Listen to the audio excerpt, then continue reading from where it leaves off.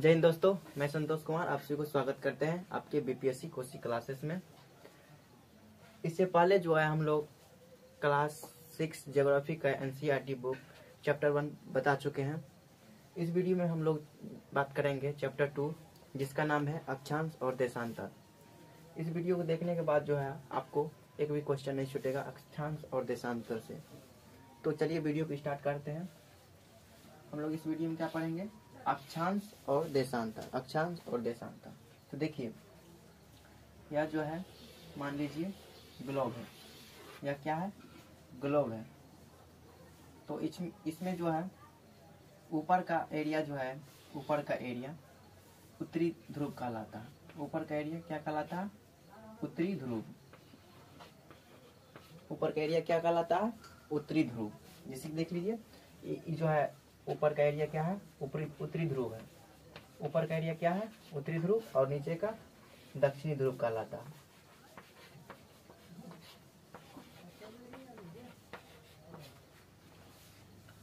ऊपर का एरिया क्या कहलाता है? उत्तरी ध्रुव और नीचे का एरिया दक्षिणी ध्रुव कहलाता है। देखिए, पृथ्वी के जो है पृथ्वी के दो भागों में बांटता है। कौन कौन रेखा पृथ्वी को दो भागों में बांटता है? विषुवत रेखा, जिसे इक्वेटर लाइन कहा जाता है। इसमें क्या कहा जाता है? Equator line. पृथ्वी को दो भागों में विभाजित करता है इक्वेटर लाइन, जिसे इंग्लिश में इक्वेटर लाइन या विषुवत रेखा कहा जाता है या भूमध्य रेखा कहा जाता है। कौन रेखा? विषुवत रेखा। कौन रेखा? विषुवत रेखा। देखिए, इस वाले जो है, इस वाले लाइन जो है, इस वाले लाइन ऊपर से नीचे की ओर जो खींचा है, ऊपर से उत्तर से और दक्षिण की ओर जो खींचा हुआ लाइन जो है, उसे हम लोग क्या कहेंगे? क्या कहेंगे? देशांतर रेखा। क्या कहेंगे? देशांतर रेखा। और पूरब से पश्चिम की ओर जो खींचा हुआ सभी रेखाएं हैं, पूरब से पश्चिम की ओर रेखाएं,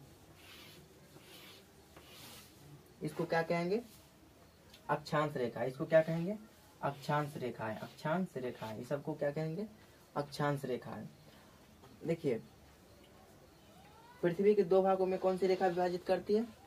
कौन सी रेखा? तो विषुवत रेखा, जिसे भूमध्य रेखा कहा जाता है। इंग्लिश में इक्वेटर लाइन कहा जाता है। तो इतना तो हम जान चुके हैं कि पृथ्वी का दो भागों में कौन सी रेखा बांटते हैं? तो विषुवत रेखा। अब हम लोग जानते हैं कि ऊपर के एरिया उत्तरी ध्रुव कहलाता है और नीचे के एरिया दक्षिणी ध्रुव कहलाता है। दक्षिणी ध्रुव कहलाता है। देखिए, गोला का मान कितना होता है? एक गोला का संपूर्ण कोण कितना बनता है? तो 360 डिग्री का कोण बनता है। 360 डिग्री का कोण बनता है जी, 360 डिग्री का कोण बनता है। तो ये जो है कितना डिग्री का कोण बनाता है? ऐसे जो करते हैं, ये कितना डिग्री का कोण बना रहा है? 90 डिग्री का कोण बना रहा है जी, 90 डिग्री का कोण बन रहा है। तो 90 डिग्री इधर हुआ, 90 डिग्री साइड, 90 डिग्री साइड, कितना हो गया? 90 90 180 और 180 180 360 हो गया। तो ऊपर जो है मकर कर विषुवत रेखा के उत्तर दिशा में जो कुल कितने रेखाएं खींची जाती है? विषुवत रेखा के ऊपर वाले एरिया में जो है कुल कितने रेखा खींची जाती है? तो 80 90 90 180 रेखा खींची जाती है। कितनी रेखा? 180 रेखा खींची जाती है। विषुवत रेखा के ऊपर वाले एरिया में जो है कुल कितने रेखा खींची जाती है? तो 180। और नीचे वाले एरिया में कितने? 180। कितने? 90 90 180। और ये जो है, ये कौन सी रेखा है? विषुवत रेखा। कौन सी रेखा है? विषुवत रेखा है। 180 90 प्लस 90 प्लस 1 कितना हो गया? 90 90 180 181 रेखाएं खींची जाती है। विषुवत रेखा के ऊपर वाली एरिया में जो है कुल कितनी रेखा खींची जाती है? तो 181 रेखा खींची जाती है। अब हम लोग जानते हैं कि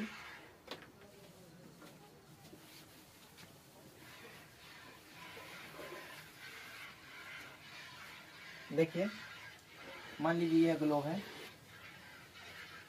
इसमें जो है कुल कितने रेखा गुजरती है? ग्लोब से पृथ्वी से होकर कुल कितने रेखा गुजरती है? देखिए, एक होता है पृथ्वी की 2 भागों में विभाजित करता है, वो कौन सी रेखा है?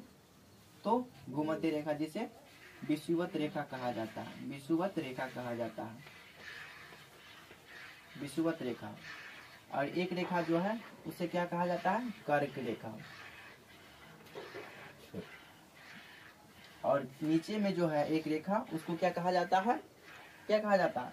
तो मकर रेखा, मकर रेखा कहा जाता है। और एक रेखा यहाँ पे जो है अर्कटार्क्टिक रेखा है, अर्कटार्क्टिक रेखा, अर्कटार्क्टिक रेखा। और एक नीचे जो है यह कौन सी रेखा है? तो अंटार्कटिक रेखा है। कौन सी रेखा है? अंटार्कटिक रेखा। कुल कितनी रेखा है? अर्कटार्कटिक रेखा, कर्क रेखा और विषुवत रेखा और मकर रेखा और अंटार्कटिक रेखा। इसमें जो है कुल कितने डिग्री का कोण बनता है? 66/66.5 डिग्री का कोण बनता है। कितने डिग्री का? 66.5 डिग्री का कोण बनता है। और यहाँ पे जो है मकर रेखा जो है, मकर कर्क रेखा, कर्क रेखा कितना डिग्री का कोण बनाता है? तो 23.5 डिग्री का कोण बनाता है। कितने डिग्री का? कितने डिग्री का कोण बनाता है? 23.5 डिग्री का कोण बनाता है। और विषुवत रेखा जो है कितना डिग्री का? 0 डिग्री का कोण बनाता है। कितना डिग्री का? 0 डिग्री का। उसी तरह जो है नीचे में भी 23.5 डिग्री होगा और 66.5 डिग्री का कोण बनेगा।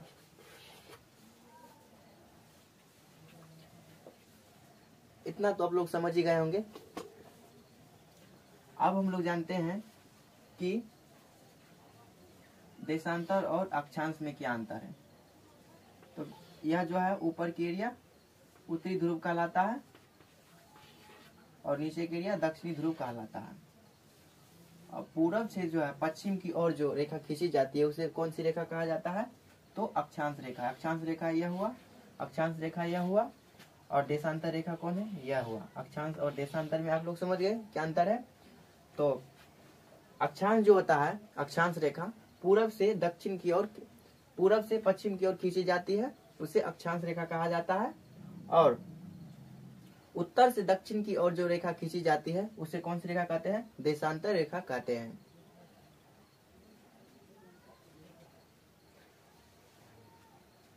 विषुवत रेखा जो है पृथ्वी को 2 भागों में बांटते हैं।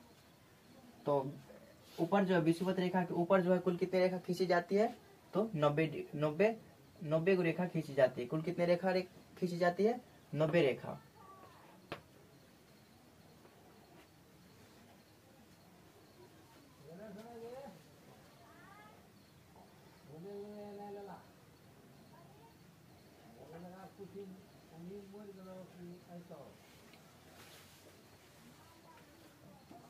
पृथ्वी पे जो है अक्षांश और देशांतर रेखा जो है हम लोग किसके लिए यूज करते हैं? किसके लिए प्रयोग करते हैं?